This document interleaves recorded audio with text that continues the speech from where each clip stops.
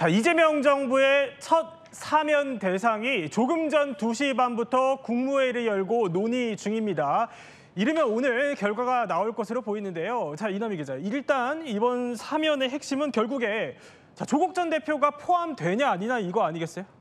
법무부의 특별사면심사위원회가 있는데 일단은 조국 전 대표와 또 조국 전 대표 부인 정경심 씨까지 다 포함이 된 것으로 알려졌죠. 일단은 법무부 심사에서 통과를 됐기 때문에 그렇게 명단이 올라간 것을 대통령이 결정하지 않았던 사례가 거의 없었거든요. 예. 그러니까 아직 결과를 제가 말씀드리기는 조심스럽지만 조국 전 대표 부부 등 그 과거에 입시비리 관련자들, 뭐 최광욱 전 의원이라든지 네. 그 조국 전 일가의 입시비리나 이런 것들에 관련된 분들이 아마도 사면을 받을 가능성이 아주 높아 보입니다. 이외에도 이제 사면 대상자로 이제 언론 보도에서 계속 거론되는 게 윤미향 전 의원도 있었고요. 또 윤건영 의원, 백원우 전 민정비서관까지 포함이 됐었어요. 보면은 저는 이때까지 역대 정부에서 첫 사면을 어떻게 했는지들을 좀 살펴봤었거든요. 그래요? 그런데 뭐 문재인 정부 때도 그렇고, 문재인 정부 때는 정봉주 전 의원이 딱 한 명이 있었고, 과거에 임기 첫 해부터 첫 사면에 정치인을 이렇게 만약에 넣는다면 많이 거론된 것은 이번이 처음입니다. 그래서 더 관심을 모으는데요. 특히 윤미향 전 의원의 사면이 거론되고 있다. 이렇게 지금 얘기가 나와서 굉장히 야권에서도 특히나 지금 이번에 광복 80주년인데 어떻게 풀어줄 수 있냐라는 비판이 거셉니다. 윤미향 전 의원의 경우는 뭐 수사 같은 경우도 위안부 그 피해자였던 이용수 할머니가 처음에 문제를 제기하면서 수사가 진행됐고 재판을 4년 넘게 받다가 유죄가 결정되는데 유죄 확정 지금 9개월 만에 오늘 결정이 된다면 사면을 받는 셈이거든요. 그래서 시기적으로도 굉장히 좀 부적절하다 이런 비판들도 야당에서 나오고 있는 겁니다. 그러니까 지금 임시 국무회의가 열리고 있고 여기서 지금 논의가 되고 있기 때문에 결정이 어떻게 나올지는 더 지켜봐야겠지만요. 이남희 기자, 설명하신 대로 사실 이게 자칫하다가 이게 정치인을 대거 사면을 하게 되면은 이게 내 식구 감싸기라는 오해 소지가 있으니까 이게 사실 첫 사면부터 정치인을 풀어주는 일은 잘 없지 않나요?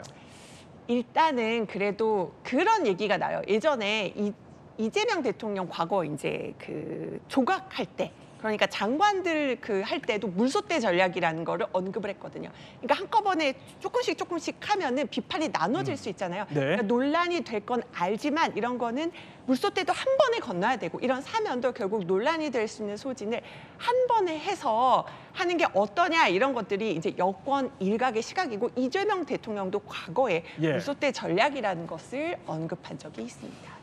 이번 사면에서 가장 관심이 모아지는 거는 이제 조국 전 대표가 사면을 하게 될지 이 여부인데, 아니 그러면은 만약에 사면 결정이 나게 되면요, 허주연 변호사, 그럼 조국 전 대표는 형기를 얼마나 앞두고 이제 나오게 되는 겁니까? 작년 12월에 대법원에서 유죄의 확정 판결이 났으니까 지금이면 한 8개월 정도 부격한, 그러니까 2년 실형이 나왔거든요. 그러면 1년 이상 지금 형기가 남아있는 상태에서 한 3분의 1 정도 부격을 하고 나오는 셈이 됩니다. 물론 가석방 요건과 단순 비교하기는 좀 어렵기는 하지만 법률적으로 가석방 요건도 3분의 1 이상 부격을 하면은 요건이 대상이 되기는 하는데요. 실제로 실무적으로 심사위원회에서 가석방을 해줄 때는 보통 형기의 70% 이상 정도를 부격을 했을 때 가석방을 해주는 경향이 굉장히 뚜렷하거든요. 사실상 제대로 된 어떤 부격을 하지 않고 나오는 것이 아니냐, 정치적인 보훈 사면이 아니냐 이런 비판이 나올 수 있는 지점이라는 생각이 들고, 지금 화면에서 보시는 것처럼 정경심 전 교수 같은 경우에는 징역 4년 실형을 선고를 받았지만 건강상의 이유로 가석방이 돼서 현재는 출소해 있는 상태입니다. 그런데 지금 정경심 전 교수와 조국 전 대표나 최광욱 전 의원, 윤미향 전 의원의 경우가 조금 다른 경우는 뭐냐면요. 지금 다들 정치인들이잖아요. 특히 지금 조국 전 대표 같은 경우에는 정계에 복귀할 의사를 굉장히 뚜렷하게 보이는 여러 가지 신호들이 있습니다. 그런 상황에서 사면이라고 하는 것은 형 집행을 면제해준다는 의미도 있지만 더 중요한 효과는 복권이거든요. 복권이 뭐냐면 쉽게 말씀드리면 피선거권이 다시 돌아간다는 겁니다. 5년 동안 지금 피선거권이 제한되어 있는 상태인데 이번 사면으로 인해서 앞으로의 정치적 사면의 효과까지도 다 누릴 수가 있게 된다는 뜻이고 윤미향 전 의원 같은 경우에는 네. 특히 지금 집행유예를 선고를 받은 데다가 국회의원 임기까지 다 채웠어요. 그리고 지금 후원자들이 횡령금을 다 돌려달라 이렇게 소송을 냈는데 법원에서 돌려주라는 화해 권고 결정이 났음에도 불구하고 그걸 안 돌려주겠다고 지금 이의 신청을 해서 의무 또는 액수를 다투겠다는 입장이거든요. 네. 그렇다고 하면 지금 유죄 판결이 뭐 본인은 억울한 부분이 있을 수 있겠지만 유죄 판결이 난 상황에서 잠시만요. 정성호 법무부 장관의 브리핑 들어보겠습니다.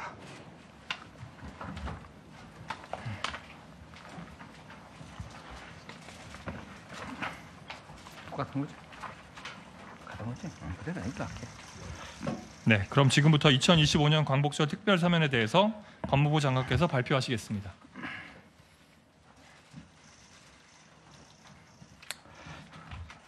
예, 법무부 장관 정성호입니다. 지금부터 2025년 광복절 특별사면에 관하여 말씀드리겠습니다. 빛의 혁명으로 탄생한 국민주권정부는 제80주년 광복절을 기념하여 2025년 8월 15일자로 대규모 특별사면을 단행하기로 하였습니다. 우리 사회의 극심한 분열과 갈등을 넘어 국민 대화합 차원에서 이루어지는 이번 광복절 특별사면에는 중소기업인, 소상공인, 청년, 운전업 종사자 등 서민 생계형 형사범, 특별 배려 수용자, 경제인, 전직 주요 공직자, 정치인 등 총 2,188명에 대하여 폭넓은 특별 사면 및 복권을 실시합니다.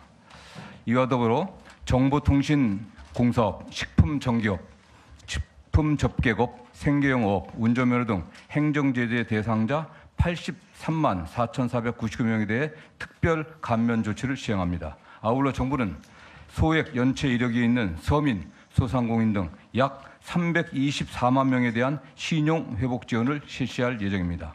민생 경제에 온기를 불어넣기 위해 정부가 취할 수 있는 각종 행정제재 감면 조치도 광범위하게 시행하는 것입니다. 이번 광복절 특별사면의 구체적인 내용을 말씀드리겠습니다. 먼저 일반 형사범 1,922명, 노역장 유치자 24명, 특별배려 수용자 10명 등 총 1,956명에 대하여 특별사면 및 복권을 실시하였습니다. 특히 우리 경제의 뿌리인 중소기업과 소상공인 42명, 운전 관련 직업 종사자 440명을 사면하여 경제적 재기 발판을 마련하고 민생 경제에 온기를 불어넣고자 했습니다. 아울러 젊은 시절 과오를 범한 청년 249명을 사면하여 새 출발의 기회를 부여하고 건전한 사회 구성원으로서 조기에 복귀할 수 있도록 하였습니다. 그리고 이번 사면에서는 10여 년 만에 처음으로 벌금을 제때 내지 못해 노역장에 유치된 저소득 소외계층 24명을 사면함으로써 서민 생활의 안정을 도모하였습니다. 그 외에도 생계활동과 밀접한 관련이 있는 각종 행정제재 조치를 감면하여 민생경제 활성화에 기여하고자 하였습니다. 구체적으로 수산관계법령 위반으로 어업활동에 제약을 받는 생계형 어업인 201명에 대한 행정제재를 감면하여 어업활동에 복귀할 수 있도록 함으로써 서민경제 활성화에 기여하고자 하였습니다. 또한 정보통신공사업자 1,707명에게 부과된 행정처분 중 입찰에 제약이 되는 부분을 선별적으로 해제합니다. 이를 통해 정부는 중소기업이 대부분인 정보통신공사업자에게 경영 개선 기회를 제공하고 정보통신공사업의 안정적 성장을 지원할 예정입니다. 아울러 국민의 위생 안전에 직접적인 영향이 없는 식품 접객업자 9,094명에 대한 경미한 행정 제재를 감면함으로써 우리 골목 상권 곳곳에 활력을 불어넣어 얼어붙은 민생 회복에 보탬이 되고자 하였습니다. 약 82만 명에 대하여 운전면허 벌점 삭제, 면허정지 취소 처분 집행면제, 재취득 결격 기간을 해제함으로써 보다 많은 국민들께서 생업과 경제활동에 조기 복귀하실 수 있도록 배려하였습니다. 마지막으로 어려운 경제 상황에서 불가피하게 채무 변제를 연체한 서민, 소상공인이 정상적인 경제 생활에 신속히 복귀할 수 있도록 연체 이력 정보의 공유와 활용을 제한하는 신용 회복 지원 조치도 실시할 예정입니다. 대상자는 약 24만 명 정도 되리라 예상됩니다. 한편 국민 통합을 동력으로 삼아 내란의 위기를 극복하기 위해 범죄의 경중, 국가의 기여한 공로 등을 종합적으로 고려하여 주요 공직자와 정치인 27명을 사면 대상에 포함하였습니다. 주요 대상자는 조국, 윤미향, 심학봉, 송광호, 최강욱, 홍문종, 정찬민, 하영재 각 전 국회의원, 은수미 전 성남시장, 문영표 전 보건복지부 장관, 조의원 전 서울시 교육감 등입니다. 또한 글로벌 경제의 불확실성 속에서 국가 경제 성장에 기여할 수 있는 주요 경제인 16명을 사면하여 일자리 창출 및 역동적 성장을 뒷받침할 수 있는 계기를 마련하였습니다. 주요 사면 대상 경제인은 최신원 전 SK네트워크 회장, 취지성 전 삼성그룹 미래전략실 실장, 현재현 전 동양그룹 회장, 박인규 전 대구은행장 등입니다. 아울러 노동이 존중받고 노동권이 보장된 국민주권 정부를 뒷받침하기 위하여 과거 노조 활동이나 집회 진행 과정에서 불법 행위로 처벌받은 건설 노조원과 화물연대 노조원 등 184명을 사면하였습니다. 이번 사면은 무엇보다도 국민 통합이라는 시대의 요구에 부응하여 분열과 갈등을 넘어 국민 통합과 화합을 위한 기회를 마련하고 글로벌 경제의 불확실성 속에서 어려워진 서민 경제를 활성화시키는 것에 중점을 두었습니다. 국민주권 정부 출범 후 첫 사면을 통해 사회적 갈등을 극복하고 국민 대통합의 계기를 마련할 수 있기를 기대합니다. 감사합니다. 네, 장관님 퇴장하시고 나면 질의응답 시간을 이어가도록 하겠습니다. 네, 정성호 법무부 장관의 브리핑 듣고 왔습니다. 일단 브리핑 내용부터 한번 정리를 해볼까요? 일단은 조국 전 대표 예상한 대로 조국 전 대표 부부 입시 기리와 관련돼서는 최강욱 전 의원까지 조국 전 대표 부부와 최강욱 전 의원 등 결국 사면 복권이 됐다 이렇게 볼 수가 있겠고요.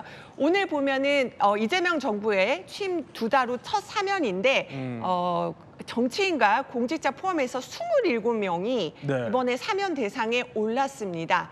사실은 굉장히 이례적인데요. 이 조국 전 대표 부부 이외에도 눈에 띄는 또 공직자들은 친문계 인사들이 많았습니다. 그래요? 조국 전 대표와 같이 유재수 전 부시장 감찰 무마 의혹을 받았던 백원우 전 민정비서관 전 의원의 경우도 징역 10개월을 받았는데 똑같이 사면 복권 결정이 나왔습니다. 그리고 윤건영 의원도 허위 인턴 등록 관련돼서 벌금형을 받았었는데 윤건영 의원 역시 복권이 됐습니다. 그러니까 친문계 인사들이 대거 이 사면 대상에 포함된 것이 눈에 띄고요. 두 번째로 아마 기억을 하실 겁니다. 송원석 비대위원장이 강훈식 비서실장한테 문자 보내는 모습 포착이 됐었잖아요. 결국 국민의힘에서 청탁을 했었던, 사면 요청을 했다는 표현을 할게요. 사면 요청을 했었던 홍문종 방금 당시에 문자를 보내는 모습이 저렇게 포착이 되기도 했었는데 홍문종 전 의원, 심학봉 전 의원 또 그 세 분의 인사들이 정찬민 전 의원 등 3명의 그러니까 보수 야권 인사도 사면 복권 대상에 포함된 것이 눈에 띕니다. 자, 이번에 핵심은 이제 관심이 모아졌던 거는 조국 전 대표로 상당히 많은 관심이 모아졌는데 일단 사면 복권이 된 겁니다. 자, 그러면 형기를 얼마나 채우고 나오게 되는 거죠? 지금 3분의 1 형기를 채우고 나오는 셈이 됐습니다. 3분의 1? 그렇습니다. 작년 12월에 징역 2년의 실형이 대법원에서 확정이 됐고 지금 8월이기 때문에 8개월 정도 부격을 한 셈이어서 사실상 3분의 1 정도, 지금 화면에서는 32% 이렇게 표현이 되고 있는데요. 지금 복권까지 같이 결정이 됐기 때문에 정치적인 활동에서는 아무런 제약이 앞으로는 없게 됐다 이렇게 봐도 무방할 것 같다는 생각이 들고 특히 내년에 지방선거가 있습니다. 지금으로서는 조국 전 대표가 이 지방선거에 출마한다고 하는 것도 법적으로는 이제는 아무런 문제가 없어진 상황입니다.